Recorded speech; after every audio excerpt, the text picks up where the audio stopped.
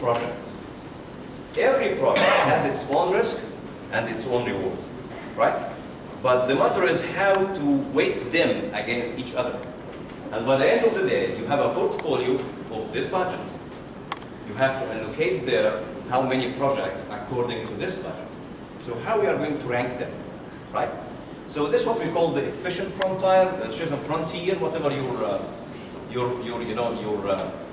can say accent there. I remember a very nice, it's not a joke, it's real, that, something like American and the British are, asking each other whether it is either or either. Right? What's the right pronunciation? Whether it is either or either. And then an Indian guy jumped in. It's neither either nor either. It is either.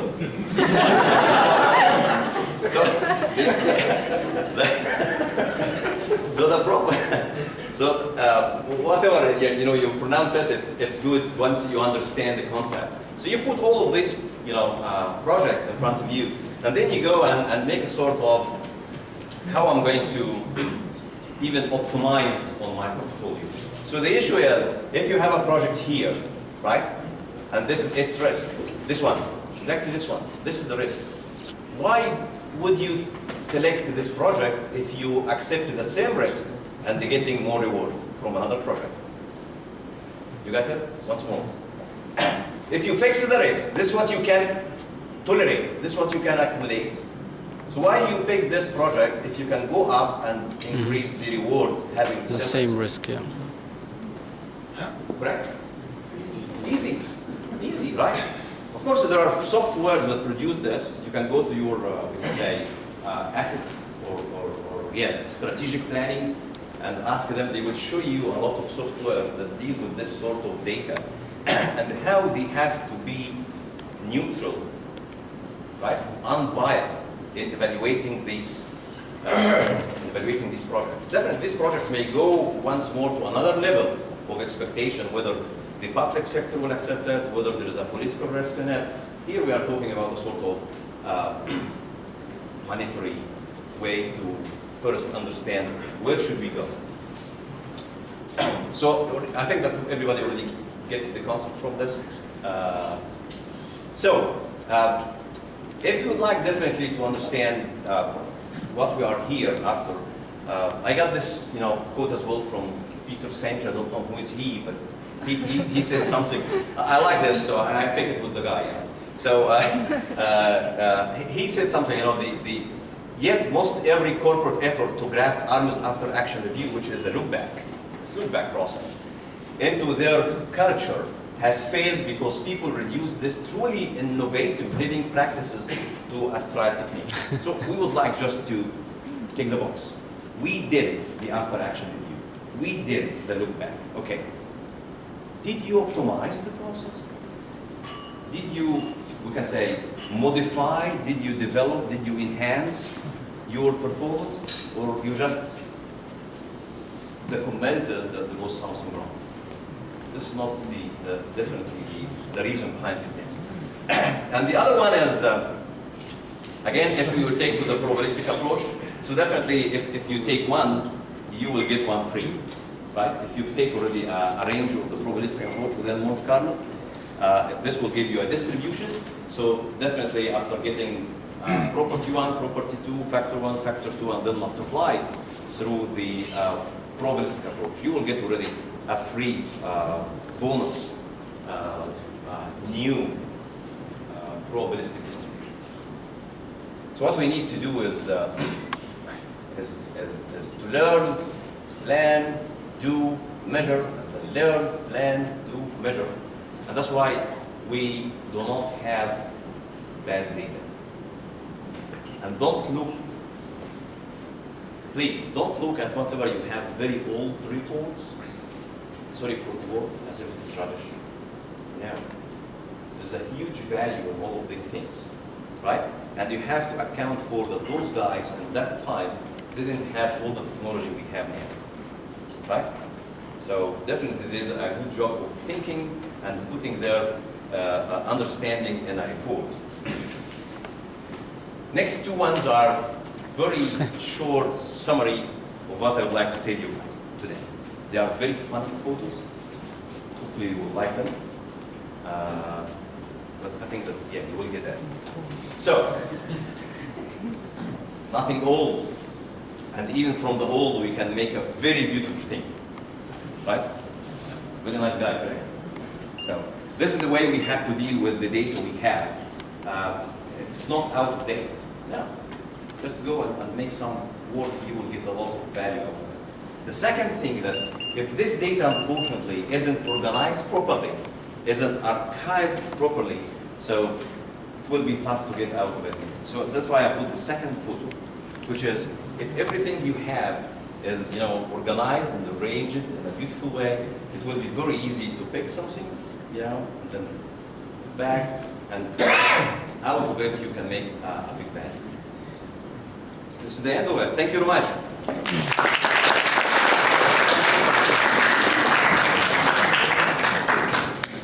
Now we're going to have 15 minutes Q&A session, and I think I know who's going to ask the first question, right? Thank you, Sameh, for your presentation. Could you please, when you ask questions, just introduce yourself and the company where you work? Okay, my name is Azilbek. I'm from KMG Kashagan, and my first question is regarding your presentation. What do you mean by reservoir? Do you mean KH only or something else? And the second question regarding KH. Regarding KH. KH? Yes. Okay. Conductivity. When you have uncertainty. I haven't measured KH at all, by the way. But anyhow. I mean, based on your experience, when you have uncertainty in KH, how would you do your P10, P90, I mean, in terms of percentage or log cycle?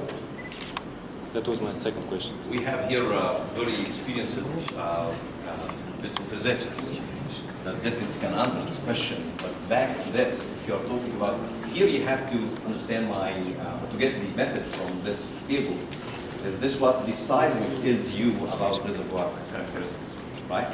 And it appears that the seismic is very poor, relatively poor, in letting us know what should we expect as reservoir characteristics. So you can go and find the porosity is very bad, you can go and find the spike, you can go and find, the thickness isn't that way, because definitely we have a sort of,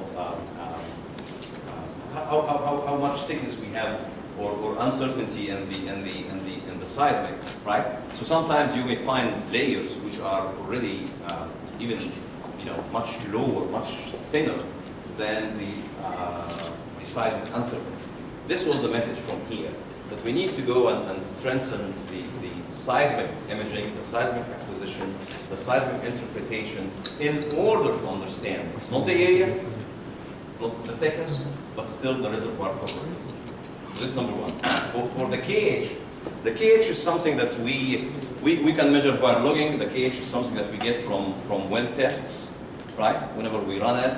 And you have to put all of this again in a context that will tell you that this is something reasonable. So don't, unless you don't have sharp definition from seismic that this well is different from this well, why should you expect that the KH and both are different, for example? So it's not one angle to look at things. You have to monitor a lot of things in the way. And even, by the way, SEC now, in order to accept that you are adding reserves in one block or whatever, you have to prove that these two wells aren't connected.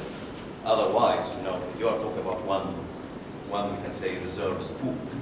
So I don't know whether I answered the question, but it's not something that you will go and get an answer for it. You have to try, irrespective. I know that this is money-wise, by the way, because definitely going to a well and make tests or additional logging. I don't know whether any of our colleagues here can add to this answer. It's something that you can get like this? There's no way, right? Yes. Yeah, multi-measurements again. Yes, sir. Thank you. Sorry. Сергей Тетюшкин, Шлюмберже. I'm geologist. Очень приятно. Thank you. My question is, look, in our industry, on our industries, we're always dealing with different projects like field development optimization, completions optimization for each well, or even prospects portfolios optimization. And every time we're dealing with uncertainties. And do you apply any techniques like optimization under uncertainty in your projects, in your work? By the way, all of the examples here are from my work, respective of his decision trees or diagnostic plots or sensitivity analysis. All of this out of my personal work. And I think that Schlumberger, especially Schlumberger, has an incredible database. And you guys have everything about everybody. So I think that you have great opportunity to go and fix some gaps by playing with this, let's say, big pool of data that you have, without telling us, by the way. You shouldn't do that. So you have the data from all the operators all over the world. Go with this data, right? And just look at them, where you can find things that will enhance or we can say shrink our uncertainty. There's no way on earth to live with zero uncertainty. There's no way, right? So this, by the end of the day, there's definitely a reducible value of uncertainty in whatever we do. This will continue, but I think that we have uncertainty management plan, we have risk management plan, we have we can go and put a lot of surveillance, but this will never end that to zero. So I think that the smart way of planning for surveillance program, right?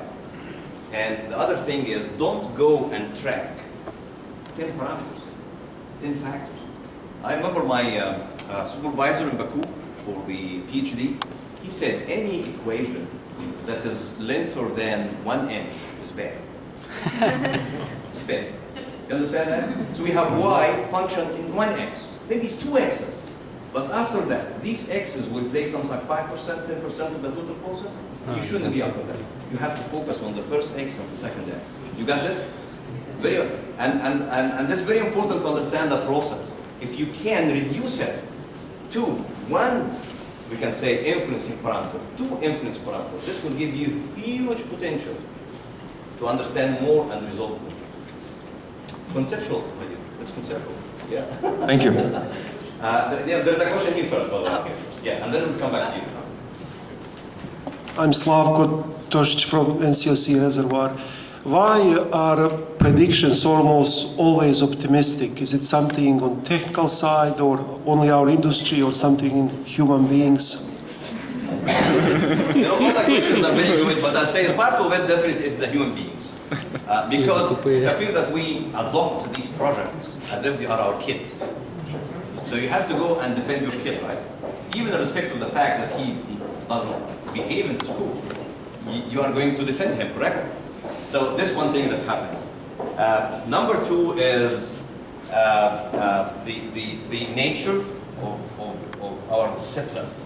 So for geologists, they can go from a sort of geochemical measurement, right, or seepage or whatever, to think that we are going to have another thing easy.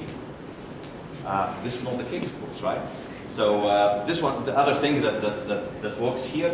Number three, I guess that sometimes we deploy the wrong technology to get this information because it's just cheap.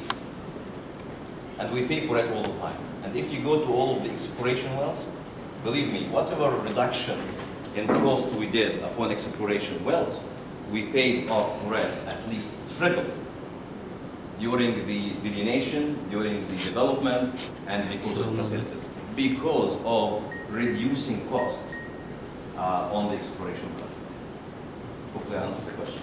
Okay, there is another one there. Hey, there's a lady here. My name is Berik, I'm also from Schlumberger. Come on, guys. Yeah. We are everything, sorry. Sorry. Just it's simple and general question. When you show the plot with net present value and rate of return, it's kind of shock for me because you said that similar data with different approach led to different result. If there is any rule of thumb, for example, if the reservoir is too much heterogeneous, when, as you said, a lot of excess, when we are losing our engineering control, when it's become like kind of black boxes, maybe it's better to use analytical approach when we got very heterogeneous reservoir rather than apply numerical approach. Because in my opinion, this graphs show us that this software is just black boxes. I think that okay, thank you very much for the question. The issue here wasn't because of the black box, but in the understanding, or we can say the misinterpretation of the economic indicators. So you may go and define the internal rate of return in a way that's different from mine. Other guy would go and define the net present value, right? Or we can say the return on investment. There is a lot of economic indicators, right? So you may go and define it in another way rather than I do. So this was the reason behind here, that we need to unify our understanding of things. But for heterogeneity, I don't think that the analytical way is the answer, the way to go. We need the simulation, definitely. The only bad sorry for that reservoir engineer.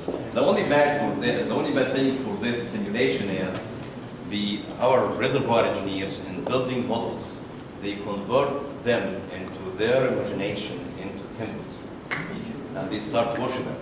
You know, yeah, sorry guys, and no, this is the case, and you will find the reservoir engineer is defending his model in a way that even if you tell him something very logical, come on, you know, because sometimes, you know, we have very ugly facts, but they are facts. Very small ugly fact can destroy a theory, right? So sometimes we tell them, you know, I belong to the school that believes that the production performance is a byproduct. You have to honor it, right? If your model is not doing this, sorry, I'm not going to accept it, right? So these are the things that I think that, yeah, you may have the model definitely, and this may be the right way that capture lots of things in one pool, but still, we need to expect out of these models, you know, uncertainties and the question marks. Oops, I'm sorry, I'm doing that again.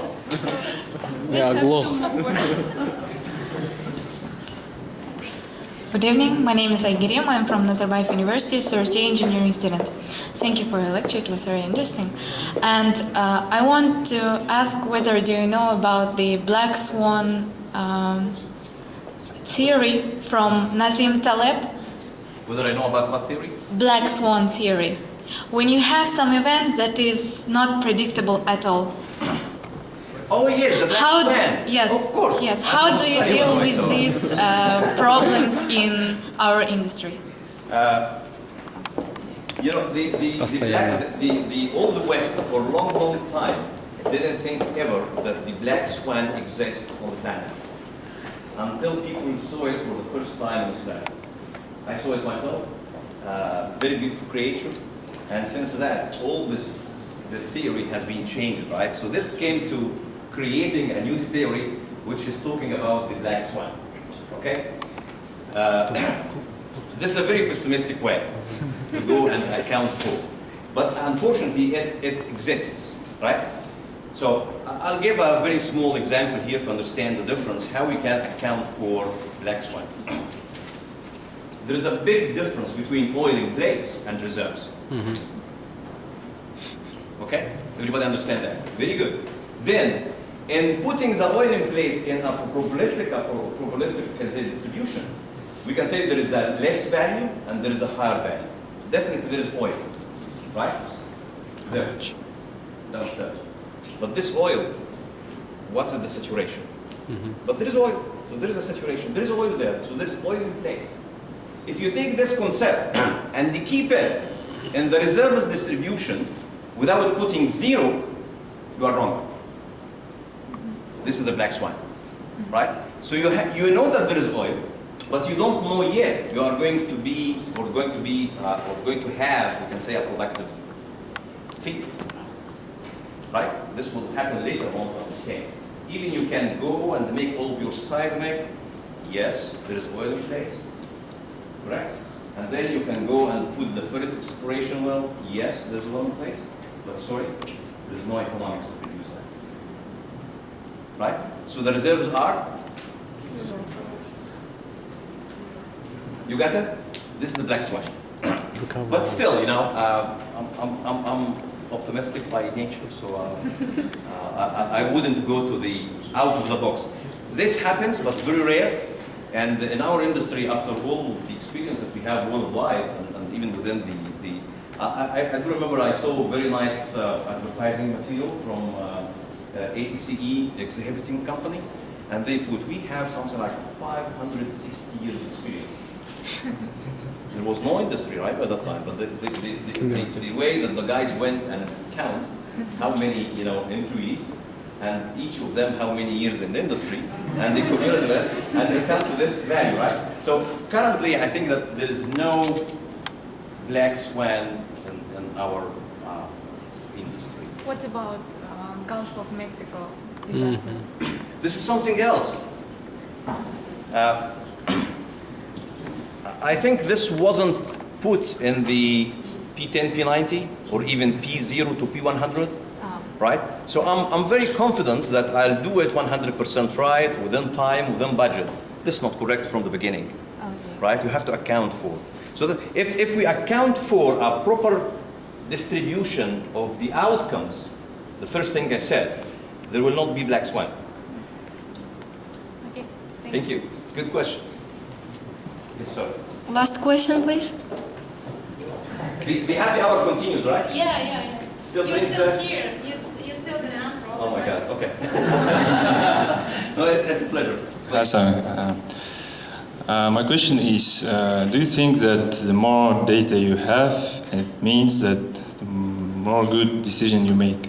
I'm asking because sometimes in the projects when you have like one operator and a lot of co-venturers, certainly like co-venturers will be more constrained in the data than the operator. And at certain decision points, they make their own decisions. So do you think those who have more data, they make better decisions?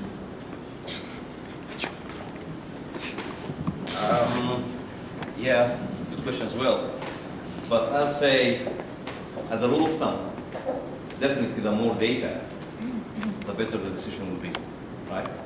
But sometimes, no, it's up to you guys if you accept this or not, but this doesn't mean that you have to go after data all the time. So I just stopped, for example, a project by G&G guys to go and cut core in one of our wells in Tenerife.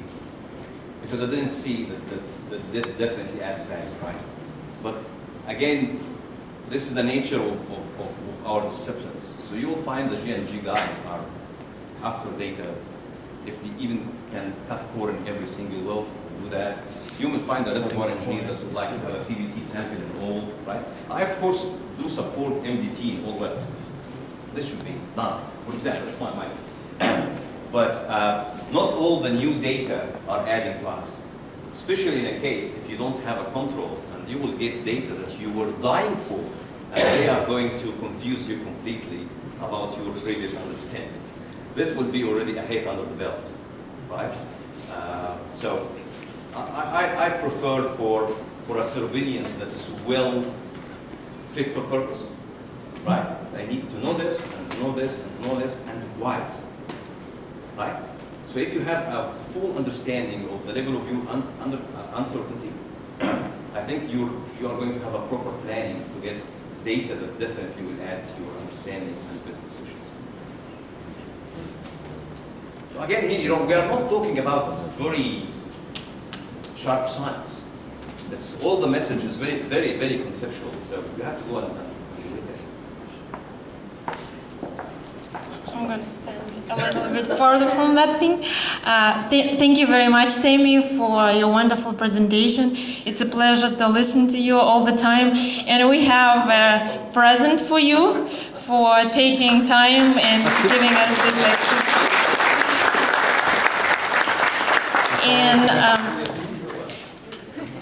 And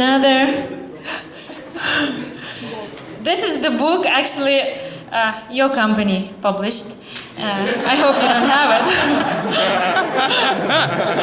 This one of them, by the way. So yeah, good. Anyhow, they will pay for the extra luggage. No worries, it's okay. Thank you very much. Appreciate that. Thank you. And another token of appreciation that we want to give on behalf of SPE Astana Section. This is for the company who sponsored this event, to Tingish Royal. Please give a round of applause to the company who paid for all this thing. That's one point, actually. All the performance of Attirau section is, not all, but a lot of it is attributed to TCO support. And one of these awards that Ajanav mentioned, that the TCO won for the last season, the Best Corporate Award supporting SPE in the region, which is Russian Caspian. And